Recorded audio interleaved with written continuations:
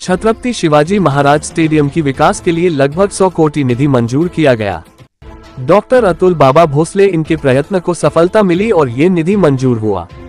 Chhatrapati Shivaji Maharaj stadium पर जो senior citizen का group जो रोड स्टेडियम पर आता है, उन्होंने डॉक्टर अतुल बाबा भोसले से मिलकर उनको स्टेडियम की हालत के बारे में बताया और डॉक्टर अतुल बाबा भोसले इन्होंने आश्वासन दिया कि वह स्टेडियम के सुधार का काम करेंगे और उन्होंने करके दिखाया। सीनियर सिटीजन के ग्रुप ने डॉक्टर अतुल बाबा भोसले का आभार माना। आज भारतीय जनता पार्टी के कार्यकर्ताओं ने मिठाई बांटकर जल्लोष किया। जो निधि उपलब्ध हुआ उसके लिए राज्य के मुख्यमंत्री नामदार एकनाथ शिंदे, उप मुख्यमंत्री नामदार देवेंद्र फडणवीस, नामदार अजित पवार इनका मनपूर्वक आभार करारकर की तरफ से डॉक्टर अतुल बाबा भोसले इन्होंने माना।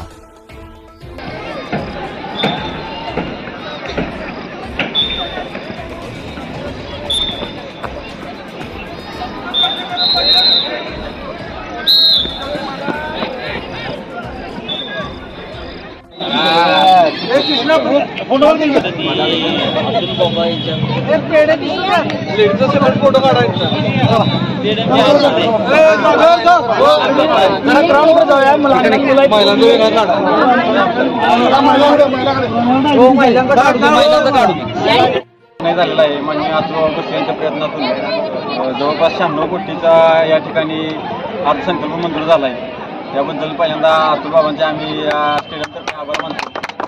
आणि खरं सांगायचं तर मुलांना इथून पुण्याला किंवा बाहेरच्या मोठ्या मेट्रो सिटी जायला लागतं प्रॅक्टिस करायला, ते अतुल बाबांनी या ठिकाणी जो प्लॅटफॉर्म तयार करून दिला त्याबद्दल आम्ही खरंच त्यांचे आभार आहे आणि काम चांगल्या पद्धतीने होईल अशी आशा बाळगतो।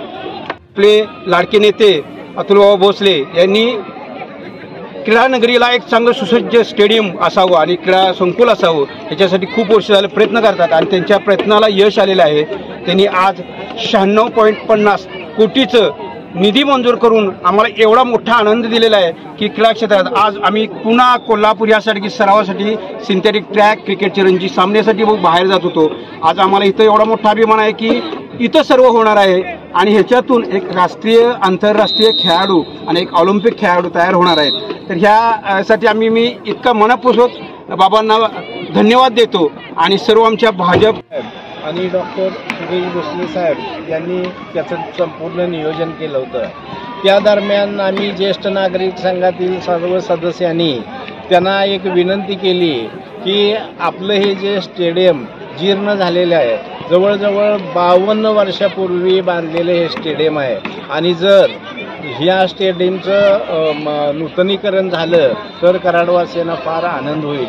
त्यांना प्रत्यक्ष नेऊन दाखवलं कशा पद्धतीनं स्टेडियमची दुरावस्था झाली आहे। मग लगेच त्यांनी सांगितलं की फडणवीस साहेब येणार आहेत, त्यांना आम्ही ही कानावर घालतो आणि त्यांनी संध्याकाळीच माननीय अतुल भोसले साहेबांनी संध्याकाळीच फोनवर संपर्क साधला आणि सांगितलं की कराडवासियांना दुसरी कुठलीही घोषणा नको, कराडवासियांना ही क्रीडा संकुल नव्यानं बांधून मिळावं ही एकमेव आमची इच्छा आहे। मग त्यानंतर ज्यावेळी ते या ठिकाणी आले तर सुरुवातीलाच त्यांनी या क्रीडा संकुलासाठी मी भरीव मदत देतो आणि तुम्ही अर्जंट याचं प्लॅन एस्टिमेट आम्हाला पाठवा असं सांगितलं।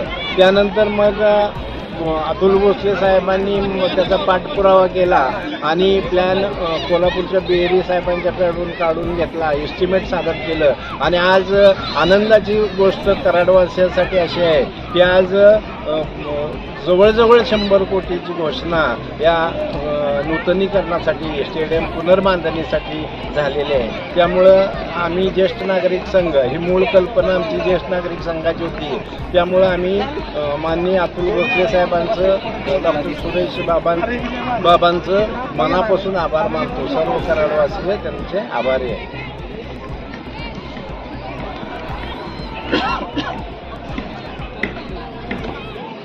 मी मनापासून राज्याचे मुख्यमंत्री आदरणीय एकनाथराव शिंदे साहेब आमचे नेते आणि ज्यांच्यामुळे आज हा मोठा निधी कराड शहराला उपलब्ध झालेला आहे ते आमचे नेते आदरणीय देवेंद्रजी फडणवीस साहेबांचे मनपूर्वक आभार मानतो की कराड शहराच्या स्टेडियमसाठी आज मुख्यमंत्री एकनाथराव शिंदे, उपमुख्यमंत्री देवेंद्रजी, उपमुख्यमंत्री अजितदादा यांच्या माध्यमातून 96 कोटी 50 लाख रुपयाचा निधी आज प्रत्यक्ष उपलब्ध झालेला आहे। कराड शहरामध्ये खूप दिवसापासून सुसज्ज स्टेडियम व्हावं अशा प्रकारची अपेक्षा लोकांची होती। कराडच्या कृषी प्रदर्शनाच्या निमित्त आदरणीय देवेंद्रजींनी आम्हाला शब्द दिला होता की आपण सुसज्ज स्टेडियमसाठी मोठा निधी उपलब्ध करून देऊ। तो निधी आज देवेंद्रजींच्या माध्यमातून उपलब्ध झालेला आहे। मी परत एकदा भारतीय जनता पार्टी सातारा जिल्ह्याच्या वतीनं देवेंद्रजी फडणवीस साहेबांचं मनपूर्वक आभार मानतो। अशाच प्रकारचे आशीर्वाद त्यांनी आमच्यावर ठेवावे आणि कराड नगरीच्या विकासासाठी पैसे उपलब्ध करून देत राहावे।